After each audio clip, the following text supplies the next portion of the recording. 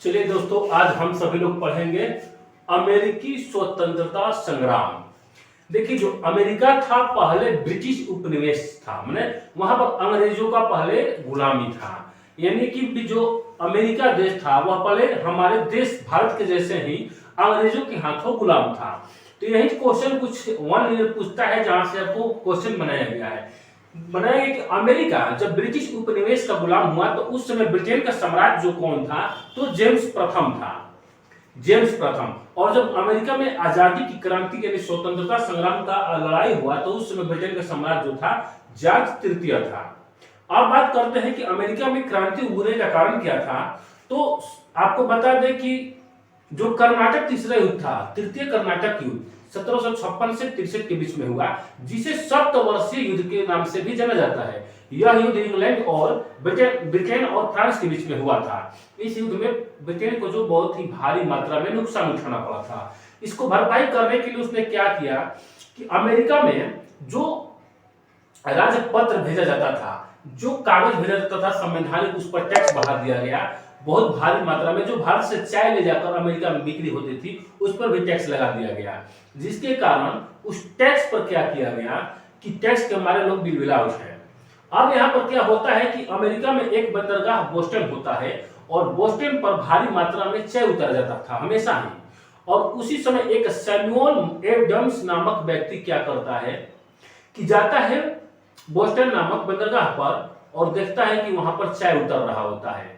तो वह पहले इसका विरोध करता है और कहता है इसके बहुत भारी मात्रा में टैक्स लाद दिया गया है।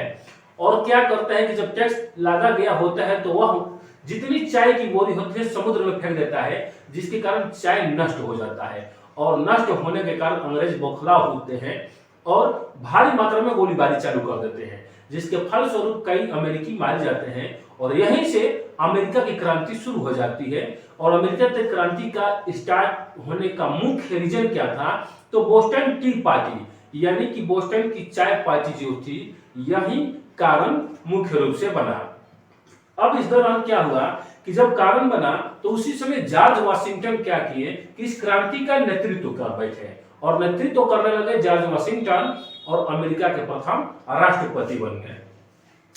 अब उन्होंने क्या घोषणा किया कि मैं 4 जुलाई 1776 ईस्वी को पूर्ण रूप से अपनी आजादी मनाएंगे। देखिए, जॉर्ज वाशिंगटन ने 4 जुलाई 1776 ईस्वी को ही घोषणा कर दिया कि अमेरिका को हम लोग आजाद कर देंगे। लेकिन उस समय अमेरिका आजाद नहीं हुआ।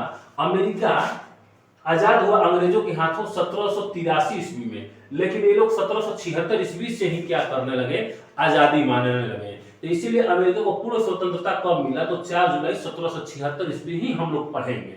ठीक, अब देखिए स्वतंत्रता युद्ध जो चला अमेरिका का 1783 ईस्वी में पेरिस की संधि के द्वारा समाप्त हुआ। क्यों समाप्त हुआ पेरिस की संधि के द्वारा? क्योंकि अमेरिका को आजादी दिलाने में ये पेरिस वाले यानी कि फ्रांस वाले बड़े अहम भूमिका निभाए। अच्छा, ब्रिटिश उपनिवेश जो था अमेरिका के क्रांति का तत्कालीन कारण क्या था, तो बोस्टन टी पार्टी, और वहीं सैमुअल एडम्स नामक व्यक्ति ने क्रांति शुरू किया था। इसका नायक कौन था, तो जॉर्ज वाशिंगटन, जो कि अमेरिका का प्रथम राष्ट्रपति बने। अब जब जैसे ही राष्ट्रपति बन जाते हैं, जब अमेरिका आजाद हो जाता है 1783 ईस्वी में, तो उस समय क्या होता है कि पूरे विश्व में लोकतंत्र कहिए या चाहे प्रजातंत्र कहिए, तो सर्वप्रथम लोकतंत्र की स्थापना अमेरिका में ही किया जाता है। और अमेरिका में जैसे ही लोकतंत्र की स्थापना किया जाता है, वहां के महिलाओं को कुछ अधिकार दिया जाता है न्याय संगत संबंधी। अगला पॉइंट है कि प्रथम धर्मनिरपेक्ष राज्य अमेरिका ही बना। धर्मनिरपेक्ष राज्य का मतलब ऐसा राज्य जिसमें कोई भी धर्म रह सकता हो, यानी कि उस राज्य का कोई अपना धर्म न हो। इसके बाद प्रथम लिखित संविधान 1789 ईस्वी में, यानी कि पूरे विश्व में सर्वप्रथम लिखित संविधान लागू करने वाला देश अमेरिका ही था। कब लागू किया, तो 1789 ईस्वी में। अगला है कि हालांकि अमेरिका का संविधान है पूरे विश्व का छोटा संविधान है, जिसमें महज 7 ही अनुच्छेद है। अगला है कि अमेरिका विश्व का प्रथम देश बना जो मानव अधिकारों व समानता की घोषणा किया।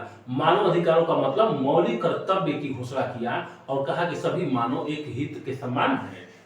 अगला है कि प्रतिनिधित्व नहीं तो कर नहीं, यह किस क्रांति का है देन, तो अमेरिकी क्रांति का नारा है। ध्यान दीजिएगा, प्रतिनिधित्व नहीं तो कर नहीं। वही सैमुअल एडम्स ने वहां पर कहा कि अगर मेरे यहाँ कोई प्रतिनिधित्व तो सही तरीके से कोई अगर अमेरिकी नहीं कर रहा तो हम लोग अंग्रेजों को टैक्स नहीं देंगे, यानी कि वो हम लोग का नो टैक्स विदाउट रिप्रेजेंटेटिव, यानी कि प्रतिनिधित्व पर ध्यान देने योग्य बात है कि प्रतिनिधित्व नहीं तो कर नहीं, यानी कि नो टैक्स विदाउट रिप्रेजेंटेटिव।